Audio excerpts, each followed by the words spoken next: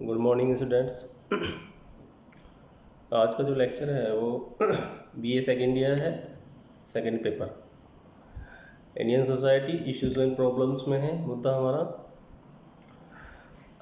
पहले वाले लेक्चर में हमने जो पढ़ा था वो था जातिवाद, लेकिन इसी तर्ज पर ही एक समस्या और है लैंगिक भेदभाव की, लैंगिक विभेद। जैसे हमने जातिवाद के बारे में समझा है, कुछ कुछ सेम कंडीशंस, सेम विशेषताएं लैंगिक विभेद की हैं। तो जैसे हमने जातिवाद को स्टार्टिंग से समझा है कि जातिवाद कहाँ से पनपा, कब से जातिवाद की शुरुआत, प्रारंभ, जातिवाद का प्रारंभ यानी कि उत्पत्ति। ठीक इसी तरह से लैंगिक जो विभेद है उसका भी कुछ कुछ इसी तरह से हम आपको बताते हैं, या है नेचुरली है ही, इस तरह की कंडीशंस पैदा हुई हैं जिस तरह की जातिवाद के अंदर। तो लैंगिक असमानता या लैंगिक विभेद, लैंगिक का मतलब होता है, इंग्लिश में जेंडर बोल देते हैं, जेंडर। लैंगिक का मतलब है स्त्री और पुरुष, विभेद का मतलब असमानता, यानी कि स्त्री और पुरुष में असमानता, भेदभाव, विभेद, विभेदीकरण। तो स्त्री और जब पुरुष में ऊंच नीच की भावना से या ऊंचे नीचे या कमज़ोर ताकतवर की दृष्टि से जब हम उसकी व्याख्या करते हैं, समझते हैं उस चीज़ को, तो वो लैंगिक विभेदीकरण के अंतर्गत आती है चीज़ें। लैंगिक विभेद कि हम स्त्री को पुरुष से ज़्यादा या पुरुष को स्त्री से ज़्यादा, एक तरीके से देखा जाए तो लैंगिक विभेद में जो हमारा जो कंसंट्रेशन है वो स्त्री से है, औरत से। स्त्री को हमने ध्यान में रखना है कि लैंगिक विभेद इसका मतलब है कि कहीं ना कहीं क्षेत्रों में स्त्री को कम आंका गया है यानी कि कंपैरिजन पुरुष के स्त्री को छोटा, कमज़ोर, गरीब, एक वस्तु के समान माना जाता, यानी कि असक्षम। एक तरीके से देखा जाए स्त्री को हम किस किस शब्दों से उसकी व्याख्या कर सकते हैं, और ये शब्द, इनकी व्याख्या कब कब कैसे कैसे प्रारंभ होती हैं। तो कहने का मतलब ये है कि स्त्री और पुरुष, हम समाजशास्त्र में शुरू से और एंड तक, इस अंत तक हम यही पढ़ रहे हैं कि भाई आपने देखा परिवार का निर्माण कैसे होता है, विवाह का निर्माण कैसे होता है, नातेदारी का निर्माण कैसे होता है। तो उसमें स्त्री और पुरुष दोनों की भूमिका समान होती है, तभी किसी एक परिवार, किसी एक विवाह, नातेदारी, समूह, समुदाय, संस्था, समिति, जितनी भी सारी चीज़ें हैं, हम स्त्री को नज़रअंदाज करके इन सभी समूहों का निर्माण नहीं कर सकते, ना ही परिवार, किसी भी समूह का निर्माण बिना स्त्री के संभव नहीं है। तो कहने का मतलब ये है, जब ये इतनी सारी चीज़ें हम समझते हैं, हम जानते हैं इन सभी चीज़ों को, और फिर भी हम विभेदीकरण की विचारधारा में विश्वास करते हैं। तो विभेदीकरण की जो विचारधारा है ये जल्दी से या होने वाली, अभी जल्दी की कोई ऐसी घटना नहीं है, हजारों साल पहली घटनाएं हैं। तो ऐसी घटनाएं हैं जो आने वाली पीढ़ियों के मस्तिष्क में एक ऐसी विचारधारा बैठ जाती है कि उसको हर आदमी फिर सही समझने लगता है कि औरत ऐसी है, औरत वैसी है, स्त्री है। लेकिन वास्तविकता यह नहीं है। जैसे मैंने बताया, जातिवाद का जो प्रारंभ हुआ था वैदिक काल के बाद में, यानी कि उत्तर वैदिक काल। यही सेम कंडीशंस स्त्री पुरुष भेदभाव की आती है कि वैदिक काल के बाद ही, वैदिक काल के उपरांत में ही लैंगिक असमानता दृष्टिगत होती है। यानी कि वैदिक काल में स्त्री और पुरुष में असमानता, विभिन्नता, विभेदीकरण का कोई वर्चस्व नहीं था। इस विचारधारा का कोई वर्चस्व नहीं था। स्त्री को पुरुष के समान, पुरुष को स्त्री के समान माना जाता था वैदिक काल के अंदर। वैदिक काल का मतलब जब वेदों का निर्माण हुआ था, अब से 5000 वर्ष पूर्व। तो वैदिक काल में बहुत सी स्त्रियां विदुषी स्त्रियां हुई हैं। तो कहने का मतलब ये पर्दा प्रथा नहीं थी। वैदिक काल के अंदर पर्दा प्रथा नहीं थी। स्त्रियों को पुरुषों के समान माना जाता था। यज्ञों में भी स्त्रियों की भागीदारी होती थी। तो कहने का मतलब ये है, सामाजिक, आर्थिक, राजनीतिक, धार्मिक, शैक्षिक सभी क्षेत्रों में स्त्रियों को समान अधिकार प्राप्त थे वैदिक काल के अंदर। तो वैदिक काल के अंदर हर कोई स्त्री शिक्षा प्राप्त कर सकती थी अपनी इच्छा के अनुसार, और धर्म के परिपालन में उसका महत्वपूर्ण स्थान था पुरुष के साथ। राजनीति क्षेत्र में पुरुष के समान अधिकार थे। सामाजिक क्षेत्र में, आर्थिक क्षेत्र का मतलब है कि जैसे संपत्ति का मालिक पुरुष होता है, उसी तरह से वैदिक काल के अंदर भी आदि संपत्ति का मालिक स्त्री को माना जाता था। तो ये आर्थिक क्षेत्र के अधिकार कहलाते हैं। तो वैदिक काल के अंदर कोई असमानता स्त्री पुरुष के अंदर नहीं थी। लेकिन जब उत्तर वैदिक काल या स्मृति काल भी कह सकते हैं उत्तर वैदिक काल को, मनु स्मृति के समय के अंतराल की बात हो रही है, कि स्त्री और पुरुष के बीच विभेद पैदा होते हैं। ऊंच नीच की भावना जो आती है वो उत्तर वैदिक काल में भी स्मृति काल है। इसमें बताया गया है कि जैसे एक तरीके से तुलनात्मक हम बात करते हैं, चर्चा तुलनात्मक है कि वैदिक काल के अंदर वो सारी चीज़ें थी जो आज हम आधुनिक काल में कोशिश करते हैं उन चीज़ों को अपनाने की। वो सारी चीज़ें वैदिक काल के अंदर थी कि एक निश्चित समय में स्त्री का विवाह या पुरुष का विवाह एक निश्चित आयु थी, और एक मतलब आदर्श आयु थी एक, कि 18 या 21 साल के बाद। लेकिन कंपैरेटिवली क्या हुआ, उत्तर वैदिक काल में स्त्री की विवाह आयु को कम कर दिया। स्मृति काल के अंदर मनुस्मृति में भी काफ़ी चर्चा है स्त्री के पतन की।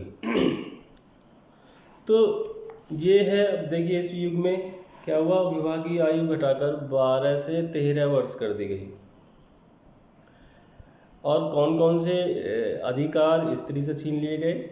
जो अधिकार, जो कर्तव्य वैदिक काल के अंदर स्त्री को प्राप्त थे, वो सभी उत्तर वैदिक काल में स्त्री से छीन लिए गए। एक कहावत है, या कहावत भी नहीं, एक तरीके से लिखित वक्तव्य है मनुस्मृति के अंदर, आपने पढ़ा होगा। मनुस्मृति में मनु ने ये कहा था, स्मृति में ये लिखा हुआ है कि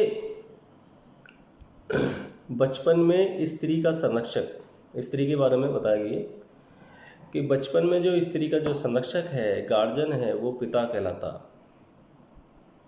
युवा अवस्था में स्त्री का संरक्षक उसका पति कहलाता है, और वृद्धावस्था में स्त्री का जो संरक्षक है उसका पुत्र। तो कहने का मतलब ये है कि स्त्री को उत्तर वैदिक काल या स्मृति काल में एक आश्रित, एक कमज़ोर, गरीब, एक वस्तु की तरह उसको समझा जाने लगा। ऐसी विचारधाराएं पैदा होने लगी कि स्त्री कमज़ोर है, अबला है, स्त्री किसी भी क्षेत्र में कामयाब होने की स्थिति नहीं होती है इसकी। तो ये सारी चीज़ें पैदा होती हैं। कहने का मतलब है कि इस युग में स्त्रियों के समस्त अधिकारों को छीन लिया गया था। ये मध्य उत्तर वैदिक काल की बात आ रही।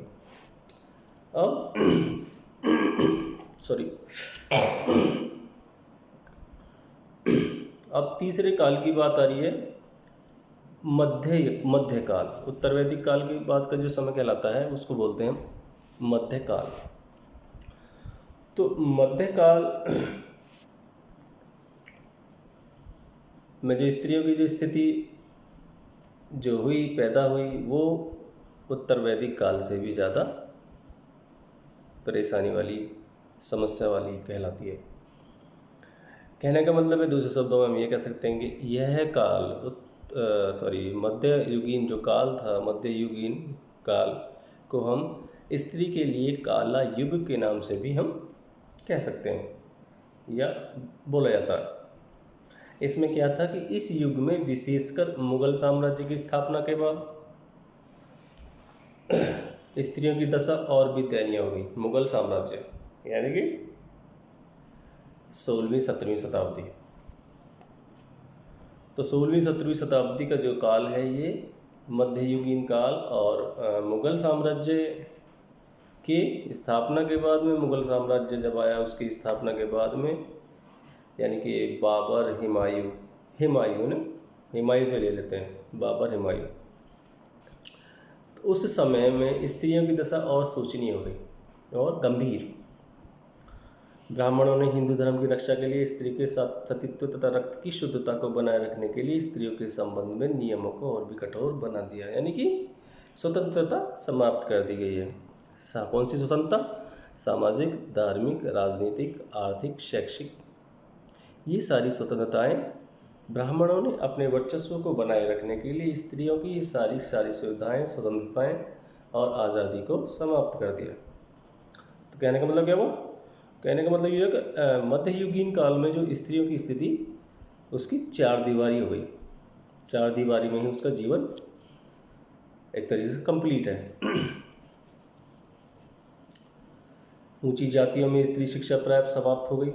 ऊंची जातियों में भी आप देख लीजिए, मध्ययुगीन काल में जो ऊंची जो जातियाँ थी, ब्राह्मण, क्षत्रिय, वैश्य जातियाँ, उनमें भी स्त्रियों की जो शिक्षा व्यवस्था को समाप्त कर दिया गया। तो ये है इसमें स्त्रियों के संबंध में पर्दा प्रथा को प्रोत्साहन दिया गया। जो उत्तर वैदिक काल में पर्दा प्रथा नहीं थी, अब पर्दा प्रथा अपनाई जाने लगी। लड़कियों की जो आयु को घटाकर 8 से 9 वर्ष कर दिया। उत्तर वैदिक काल के अंदर जो स्त्री की आयु 12-13 वर्ष थी, वो घटाकर 8 से 9 वर्ष कर दी गई। तो ये और समस्या पैदा होती है। इसके फलस्वरूप बचपन से ही उसके ऊपर गृहस्थी का भार दे दिया गया।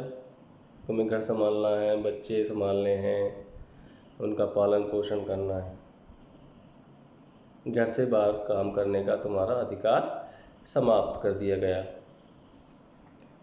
गृहस्थी ही उसके समस्त कर्मों और आशाओं का एकमात्र केंद्र बन गया। विधवाओं का पुनर्विवाह समाप्त कर दिया। सती प्रथा को इस समय चरम अवस्था में पाया गया। कहने का मतलब ये है कि सारी आज़ादी खत्म कर दी गई और बंदिशें और भी ज़्यादा लगा दी गई कि भाई भाग्य के भरोसे रहना, तुम्हारा भाग्य ऐसा है तो ईश्वर ने तुम्हें बनाया ही इसलिए है ताकि तुम दूसरों की ही सेवा करो, अपने सुख के लिए तुम कोई काम नहीं करो। तो कहने का मतलब ये है, विधवा विवाह जो पुनर्विवाह होता है उसको समाप्त कर दिया गया। सती प्रथा के बारे में आप जानते हैं। सती प्रथा होती है कि जब किसी स्त्री का जब पति की मृत्यु हो जाती है तो उसके साथ उसकी स्त्री को भी उसके साथ मृत्यु को प्राप्त करना होता है। तो ये सती प्रथा सिस्टम, विधवा पुनर्विवाह सिस्टम खत्म। स्त्री की जितनी भी आज़ादी थी, जितनी भी स्वतंत्रता उसको मिली हुई थी, वो सारी समाप्त हो गई है। विवाह की आयु कम हो गई है। पर्दा प्रथा को बहुत ही कठोरता से लागू किया गया। तो क्या है कि सारी की सारी जितने भी भेदभाव या जितनी भी क्या कहते हैं उसको आरोप सिद्ध करने के लिए जितने भी, मतलब कहने का मतलब है, जितने भी शोषण के तरीके दिए जा सकते हैं, किसी भी प्राणी को शोषण दिया जा सकता है, वो सारे के सारे शोषण स्त्री पर कर दिए गए। तो ये सारी की सारी कंडीशंस ऐसी बनाई दी गई। अब देख लीजिए, जैसे स्वतंत्रता, आज़ादी, भारत की आज़ादी से पहले जो भी निरयुक्ता या स्त्री को जिन जिन अधिकारों से वंचित किया गया है, उनमें मैं आपको वैसे बता देता हूँ बार बार कि सामाजिक अधिकार छीन लिए गए उसके, आर्थिक अधिकार, राजनीतिक। तो ये सारे जैसे सामाजिक स्वतंत्रता छीनी, तो उसमें सामाजिक स्वतंत्रता में कौन कौन सी स्वतंत्रताएं स्त्री से जो छीनी गई थी, समाप्त कर दी गई। वो जैसे शिक्षा है, आप नौकरी नहीं कर सकते, समिति और संघ में सदस्य नहीं बन सकते, आप सदस्यता होती है जैसे, तो वो सारी चीज़ें समाप्त कर दी गई। आर्थिक में संपत्ति का अधिकार समाप्त कर दिया स्त्री का। पारिवारिक निर्योग्यताएँ, परिवार में जो सबसे निम्न, सबसे कमज़ोर, सबसे कम बुद्धिमान जो समझा जाता था, मध्ययुगीन काल की बात चल रही है, तो सबसे कमज़ोर वस्तु के समान, सबसे कम बुद्धिमान जिस किसी प्राणी को माना जाता था परिवार में, वो स्त्री होती है। तो ये सारी की सारी चीज़ें हैं। आप जैसे राजनीति में कौन से अधिकार छीनेंगे स्त्री से? पहले क्या, भाई स्त्री को वोट देने का अधिकार नहीं है, तो क्या है, किसी राजनीतिक पार्टी से में हिस्सा लेने की कोई अनुमति नहीं है। तो कहने का मतलब ये सारी दूसरी बात कि धार्मिक क्षेत्र में भी निर्योग्यताएँ, धार्मिक क्षेत्र की जो स्वतंत्रता थी स्त्री के लिए, वो भी समाप्त कर दी गई। तो कहने का मतलब क्या है कि ये सारी चीज़ें स्त्री से ही छीनी जाती हैं, जिसके कारण एक हीन भावना स्त्री के अंदर, ये सारी चीज़ें कि भाग्य के ऊपर निर्भर, ईश्वर ने ही स्त्री को इस तरह बनाया। तो ये सारी विचारधारा, उनकी जो उत्पत्ति है, सोच जो है, वो स्त्री में धीरे धीरे घर करती हैं। तो ये सारी जो चीज़ें हैं, हम इसमें जो है लैंगिक असमानता